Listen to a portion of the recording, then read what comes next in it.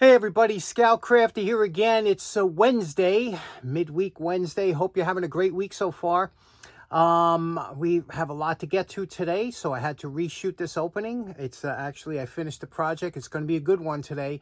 Last week we did an overview of different kind of punches.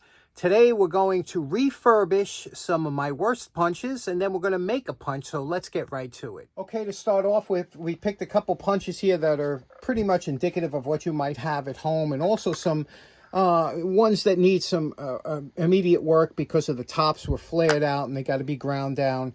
And we'll use the wire brush to get in here, and you'll see how nice we can make these and how much fun it is to address punches in the shop. And then we'll work on making the points usable. We're going to be using a bench grinder. This is a bench grinder I bought when I was a young man. I bought a nice Sears bench grinder, and I've used this many years without problem. Now the thing is, these bench grinders spin at about 3,450 RPM. They're very high speed. They have general purpose stones on here. You can get all different types of stones. You can get stones that'll leave a beautiful finish but don't take off a lot of material. These are general purpose. They take off a lot of material. They're kind of long wearing, and that's usually what comes with your grinder. And there's usually a coarse and a fine, even though that's not real fine, but it's more fine than this one. So what we're going to do is we're going to start here. Now, the reason that this spins so fast and you have this coarse wheel is so that it doesn't overheat the tool. Now, it's important to have some water nearby so that you can quench it if it gets too hot to the touch. If it's too hot to the touch, quench it right away. It's got to stay cool. But the key is that what we're going to do is when we're addressing the edge of the tool like this, we are going to make sure and keep the tool moving with a light touch to the stone, not trying to hog off material.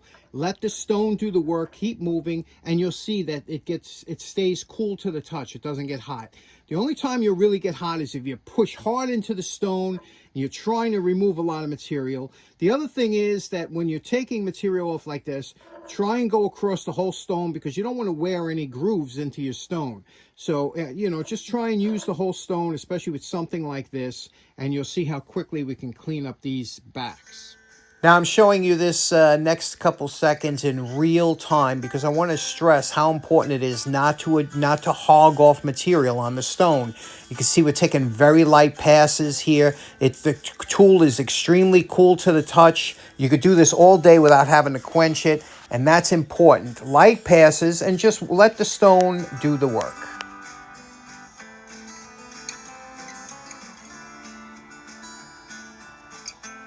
Now, always remember, the smaller the diameter, the quicker it will heat up. Next, we're going to be addressing the tip. The most important part is having your finger rest position so that you could spin the punches against the stone. And you could see why it's important to have a stone that's flat, because if you had one with all gouges in it, you wouldn't get a proper grind. Just spin it lightly, again, taking very little off. Here is the initial grind and some of the wire brush. We got rid of all the junk in between. You see already how these punches are coming back to life. Now, unfortunately, the stones will never leave a really smooth finish. Even unless you go with a super, super fine stone, you're always going to get that scratches. That's where the belt sander comes in to finish this up. So we just get the initial shaping with the stone. And you can see here we did with the tip, the initial shaping, and then we'll go over to the belt sander and polish it out and make it look real nice. But that's where we are now. Now it's time for some practice. The last thing you want to do is to take a good punch and start practicing on a good punch. I mean, why waste it? So what you do is you take an old nail, or you take here's an old piece of threaded rod. It's a little bent. We're going to use this here, and this is how you practice. And once you can get good at putting a tip on here, then you could go to your punch. So you always practice is a huge important part of being in the shop. Now, what we're going to do is here, you see here, this is a really important part. The rest on your bench, and you can see I made these myself. These are made out of some U-channel. You can see here U-channel. I replaced the ones that were on there were very flimsy. These are much stronger. And the reason I made these is so that I can adjust it. Now, some people will adjust this to the angle and lay it on there. most machinists or guys that have been doing this for a while will use their finger. And you rest your fingers on the rest. You address the stone like this. Now, there's a couple ways you could do it. You can address the stone sideways like this and practice, whichever one you like, and make the point that way. Or you can come up like this and address it and get the angle the way you want. Now, it's kind of an by the eye thing, but this is where the practice comes in. You can have some fun. So I'm going to put a couple points on here and show you how easy it is to do.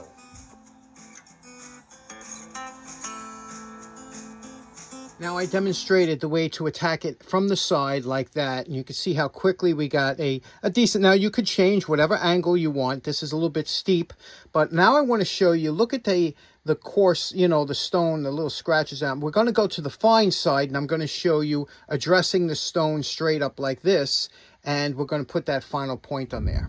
Now, to do that, again, we're going to rest our fingers on here. We're going to address it here, and we're going to turn it this way. Now, this, unfortunately, this is bent. You could see here, so it's a little difficult to spin it in my hand when it's bent, but we're still going to do it nice and slow, light touch, and we're going to try and put a sharper point on there.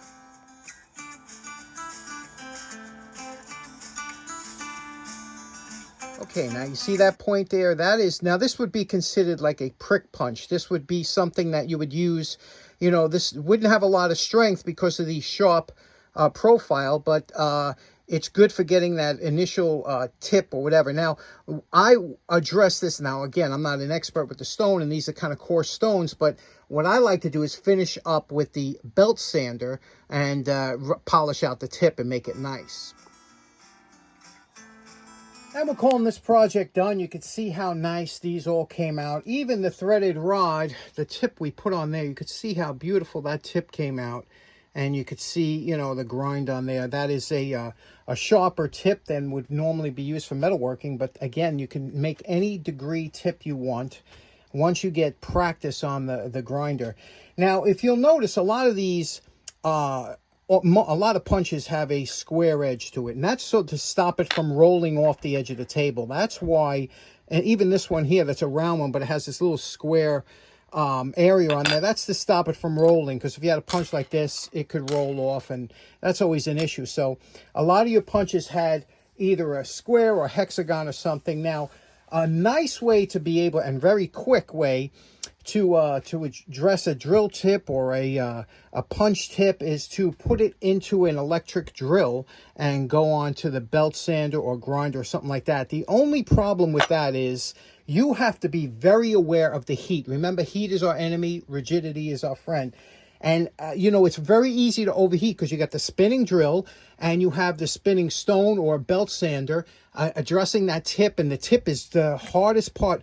When you are grinding a tip, you have to dunk a lot because the thinner that metal gets, the more apt it is to overheat. So you can't feel it in the drill. And that's why I, you know, usually don't address that for the beginner people sharpening. If you're going to do it, you have to touch it for a second, dip it. Touch it, dip it. You know, always err on the side of caution. You could see here what we did with some of the tips here. This one here was all mushroomed in the back, but we left a little cap. That's a nice little look to it, right? Little cap there. Everything, reground the tips, reground. This one here was a total regrind on the tip here. And you see, it's an acceptable tip. It's a nice punch. It's a beautiful stamping on there. You see that Stanley and, you know, the 232nd number 11 3/4, and just beautiful. It's a lot of fun. This is great practice on the grinder. Now I'm going to go upstairs, have dinner, and I'm going to show you how to make your own type of punch that you can enjoy for yourself. Homemade tools are awesome. Now, there's nothing that's going to mean more to you years from now than homemade tools that you made. And this is especially for you younger guys. Always try and make at least 1 or 2 tools yourself every year, because 20 years from now, it goes like that, and you're going to really look back, and they're going to be your favorite of all the tools you own. Now, what we're going to do here is we're going to use some old bolts, because if you wanted to go out and buy especially the tool steel needed to make a punch, it would be expensive. Not only that, you need the kiln and the heat treatment facilities, which, you know, most of us don't have. What I want to do is take a bolt, cut it, drill a hole, a press fit, and we're going to use what's called dowel pins, okay? These were given to me by my mentor, Dan Semel. These are dowel pins. They are perfect for a punch. We already know how to grind the tips, whichever way you want. And you can make them, they come in all different sizes. This here is 1/8 of an inch. This here is 1/4 inch. You could do whatever you want. And all you have to do is make the body on the lathe, cut it, drill a hole, press fit it in. Bob's your uncle. So let's get started.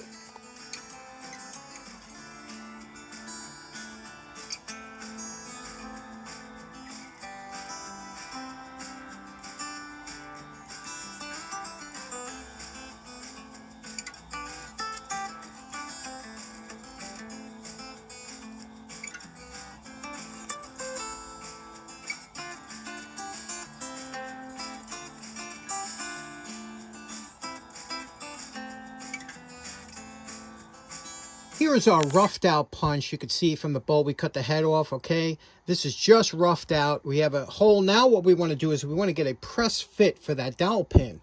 So we look over here. That dowel pin is a 1/4 inch, which is 250 thousandths, okay? You can see here 1/4 inch, 250 thousandths. Now, what we want is we want a drill bit that's slightly lower than that. So we're going to use a number D, or I'm sorry, letter D drill bit, which is 246 thousandths. That'll take us 4,000 shy, and then we're going to ream it out, okay? And we're going to ream it out using a 1/4 inch reamer, okay? And now once we ream that out, that will give us a press fit. That'll be like a suction. When you pull this out, it'll make a suction fit. Let's do that. Okay, here we go. We reamed it out now. Watch what I'm talking about suction fit. Now, you could screw it in because the air is going to hold it back, so you can kind of press it in like that. But watch this. You hear that? That suction? That is a good fit right there. Now, we'll press that all the way down. Now, the beauty of that is you could have two separate tips. So if you wanted a pointed tip, now this, once it bottoms out, it's not going to go anywhere. But if you wanted to change it, you could turn it around, push this side in, and you could have a pin punch.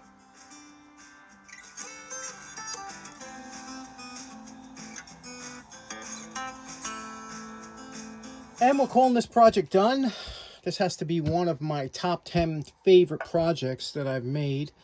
Let's take a look at this here. Look at the knurling. The knurling is pretty decent. I mean, it's hard steel. The bolt that I used was a grade 5, I believe. So it's not soft like aluminum, but still a respectable knurling.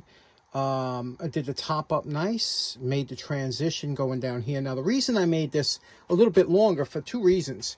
I made this tip, I could have cut it at any point and had that tip as far as I wanted out. But number one, for resharpening, you know, it gives you a lot more resharpens. And number two, if you ever have to pull this out, you can always just heat this up and it'll slip right out, you know. And the way to get this all the way in is to heat this up a little bit, have this cool, and slip it down. And then when it contracts, it's not coming out. You can't get this out by pulling it. Did the tip up. You can see the polish on the tip. And it's just a beauty. Now, I didn't come up, this design actually is, the only thing is I don't have any roll-away protection. But this punch here I use a lot. And it's just, the tip is a little bit, it's not as sharp as I like it. I mean, it's a good tip. It's a strong tip. But my favorite go-to punch was this one. And you can see here, I kind of messed up the tip from using it so much. You see, I got to redo this tip. But this, I like that angle. So I came up with, hopefully, a punch that was in between those two. And let me show you why I like that tip so much. Let's say I had to drill a hole where that X is. And, you know, again, putting the spot in. So what I like about this tip and the length of it is I could bend this over like this, get this right on the tip, and then tilt it forward towards me. So it's right in that intersection right there. Give it a tap. Okay. And you could see there, you know, how close we got with just that first tap, and then you can adjust it from there. But you see that sharp tip, it lets you allow you to lean it down, bring it back, you know, and bring it back to exactly the point you want, and then give it a wrap. You see how accurate you can get with a sharper punch than you can with a punch that has a less of an angle, because you can see under it. You know, you can get that right on the mark, right where you want. Okay, so in closing, I got to tell you, this is one of my top 10 favorite tools I've ever made. And it's within everybody's reach to make one. You can even get an extra long dowel pin and just grind the tip. Now that you know how, keep it cool, grind the tip, and that is super good punch. And, you know, you can add your own embellishments. But anyway, thanks so much for tuning in. I hope you enjoyed this one. Take care now. Have a good day. Bye-bye.